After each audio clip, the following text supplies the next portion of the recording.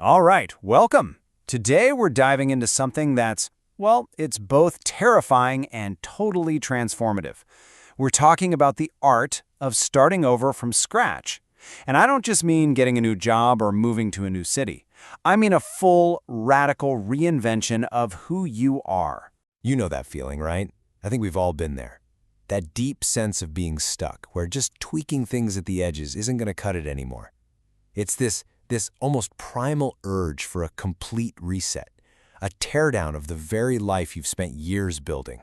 We're always told to add more to our lives, more skills, more habits, more goals. That's the fertilizer approach. Just keep adding stuff to the soil. But what if the answer isn't addition at all? What if it's subtraction? What if what we really need is fire? Okay, so let's get into this. The call to burn. It sounds intense, I know, and that's because it is. The whole idea is actually pretty simple. You just can't build a new future if you're still dragging the entire weight of your past along with you. And this right here is the fundamental difference. Most of us, we're on what you could call the fertilizer path. We're constantly trying to improve and polish the person we already are. The fire path, that's the total opposite. It's about subtracting outdated beliefs, tearing down that old internal structure, and having the courage to become a blank slate. It's a whole new way of thinking. Now, it's really important to get this straight.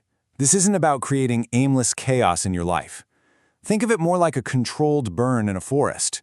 You are deliberately clearing away all the dead wood, all the comforting lies, the roles you've outgrown, to make the ground fertile for something new, something authentic. So once you actually commit to this path, you step into what might be the hardest part of the entire journey, embracing the void. And that is that terrifying, empty space between the old you and the person you're about to become. Man, this one really hits deep, doesn't it? It gets right at our biggest fear. Our entire identity is built on our stories, our accomplishments, even our wounds. So to be no one, that means letting go of all of it. It means silencing that voice in your head that needs to have a constant story about who you are. So how do you actually do this? Well, it starts by questioning everything. Every single belief you've held as absolute truth. Then you have to actively detach from those old identities. Being the good student, the victim, the high achiever. And then here's the hardest part. You have to surrender. You have to learn to just sit with that fear of not knowing what's on the other side. And let's be totally honest here. This process hurts. It really does. There's a reason so few people actually go through with it. But this isn't just pointless suffering. It's what you could call honest pain. The kind of discomfort that purifies you and in the end leads to this incredible, profound clarity. But after all that fire, after that intensity, the emotional landscape inside you starts to shift. The destruction actually gives way to a new kind of peace. This is that transition from the ashes into stillness. And it's in this stillness that you arrive at the blank slate. It is so crucial to see this not as some scary empty void, but as a sacred, prepared space. You haven't lost yourself. No, you've created an opening for your true destiny to finally show up. That scorching heat of self-doubt and questioning, it cools down into this gentle, radiant warmth. That frantic need to always be doing something, to be achieving, it just fades away. And maybe, for the first time in your entire life, you learn how to simply be. That emptiness becomes a sanctuary.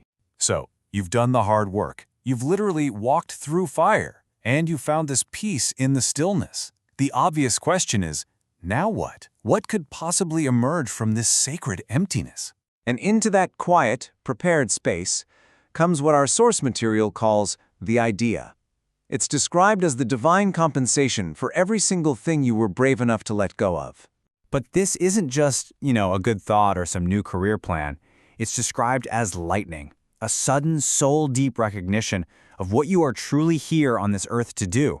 It's a feeling of absolute, undeniable knowing. And this idea, it has some really unique qualities. For one, it doesn't come from a pro and con list. It just feels aligned. It doesn't ask for permission or need you to check with your friends. It demands action. And it only shows up when you've cleared the space and you are truly ready to receive that seed of your life's purpose. So, once the idea takes root, your life starts to change in these really fundamental ways. You move out of deconstruction and into the active phase of actually building your new reality. And the shift is it's profound. You stop running on autopilot, driven by old habits and fears. Instead, everything you do springs from this new, authentic inspiration. And a funny thing starts to happen. The world itself seems to respond. Opportunities, people who resonate with this new you, they just start showing up. And when you get right down to it, this is the real prize. All those trophies and external validations you burn down, they get replaced by something so much more valuable.